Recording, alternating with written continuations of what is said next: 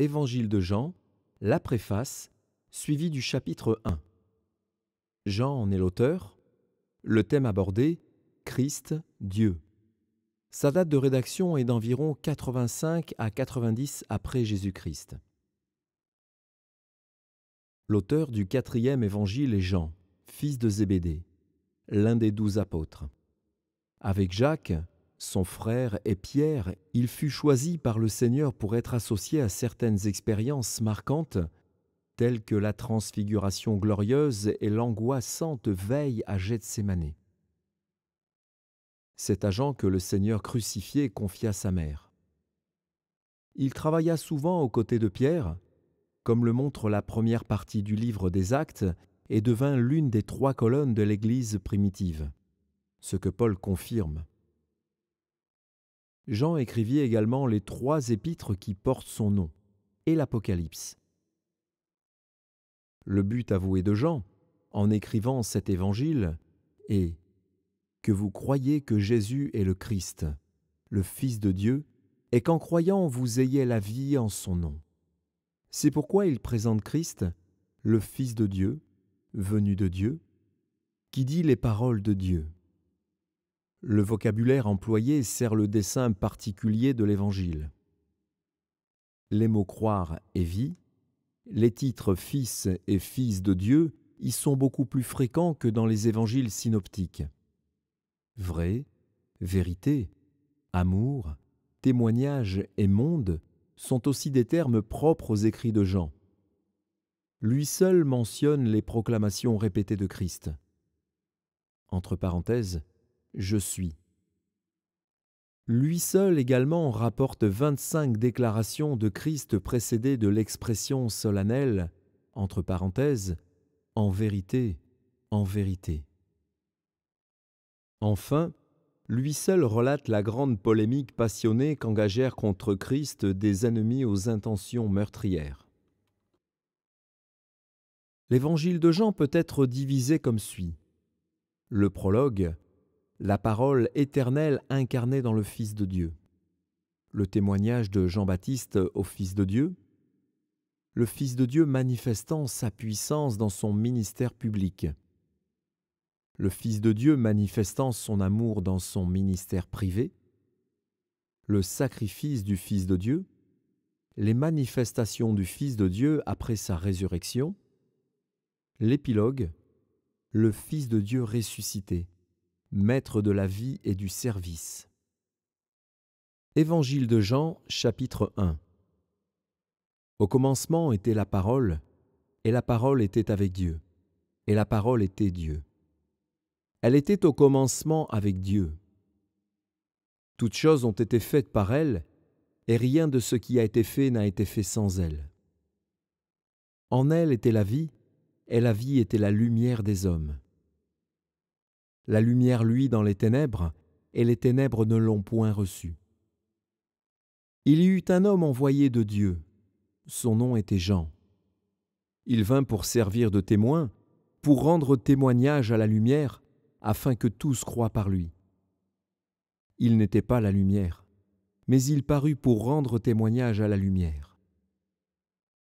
Cette lumière était la véritable lumière qui, en venant dans le monde, éclaire tout le monde. Éclaire tout homme. Elle était dans le monde, et le monde a été fait par elle, et le monde ne l'a point connue. Elle est venue chez les siens, et les siens ne l'ont point reçue. Mais à tous ceux qui l'ont reçue, à ceux qui croient en son nom, elle a donné le pouvoir de devenir enfants de Dieu, lesquels sont nés, non du sang, ni de la volonté de la chair, ni de la volonté de l'homme, mais de Dieu. Et la parole a été faite chair, et elle a habité parmi nous, pleine de grâce et de vérité, et nous avons contemplé sa gloire. Une gloire comme la gloire du Fils unique venu du Père. Jean lui a rendu témoignage, et s'est écrié, « C'est celui dont j'ai dit, celui qui vient après moi m'a précédé, car il était avant moi. » Et nous avons tous reçu de sa plénitude, et grâce sur grâce.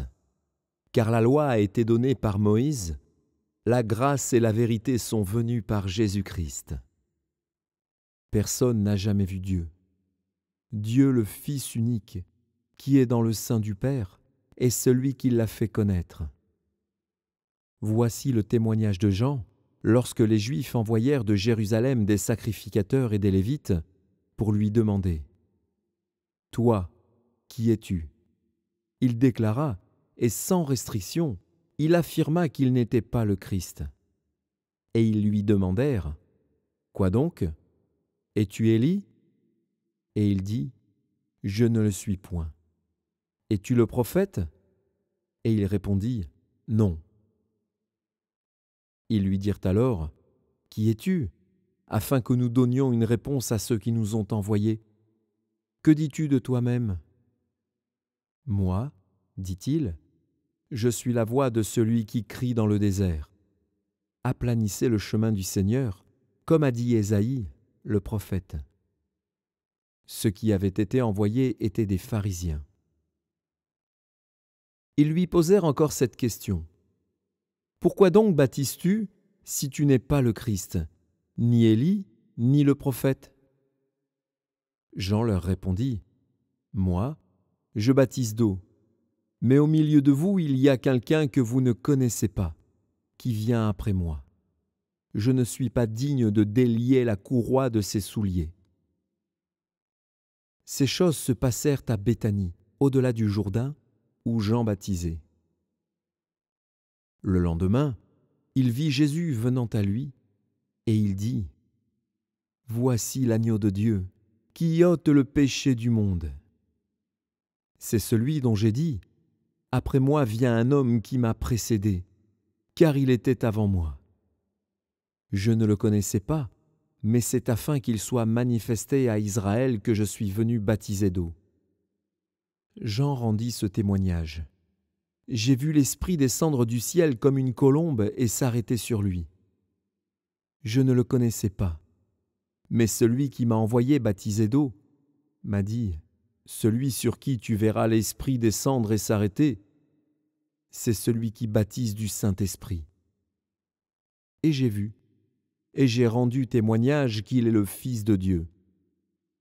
Le lendemain, Jean était encore là, avec 2 de ses disciples.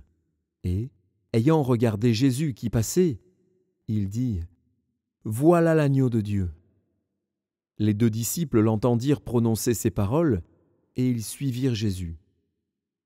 Jésus se retourna, et voyant qu'ils le suivaient, il leur dit « Que cherchez-vous » Ils lui répondirent « Rabbi » entre parenthèses, ce qui signifie « maître », fermons la parenthèse.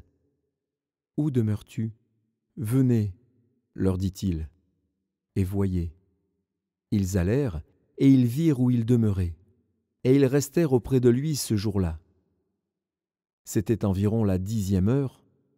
André, frère de Simon-Pierre, était l'un des 2 qui avaient entendu les paroles de Jean et qui avait suivi Jésus. Ce fut lui qui rencontra le premier son frère Simon, et il lui dit « Nous avons trouvé le Messie. » Entre parenthèses, ce qui signifie Christ, fermons la parenthèse. Et il le conduisit vers Jésus. Jésus, l'ayant regardé, dit « Tu es Simon, fils de Jonas. Tu seras appelé Céphas. » Entre parenthèses, ce qui signifie Pierre, fermons la parenthèse. Le lendemain, Jésus voulut se rendre en Galilée, et il rencontra Philippe. Il lui dit « Suis-moi. » Philippe était de Bethsaïda, de la ville d'André et de Pierre. Philippe rencontra Nathanaël et lui dit « Nous avons trouvé celui de qui Moïse a écrit dans la loi et dont les prophètes ont parlé, Jésus de Nazareth, fils de Joseph. » Nathanaël lui dit « Peut-il venir de Nazareth quelque chose de bon ?»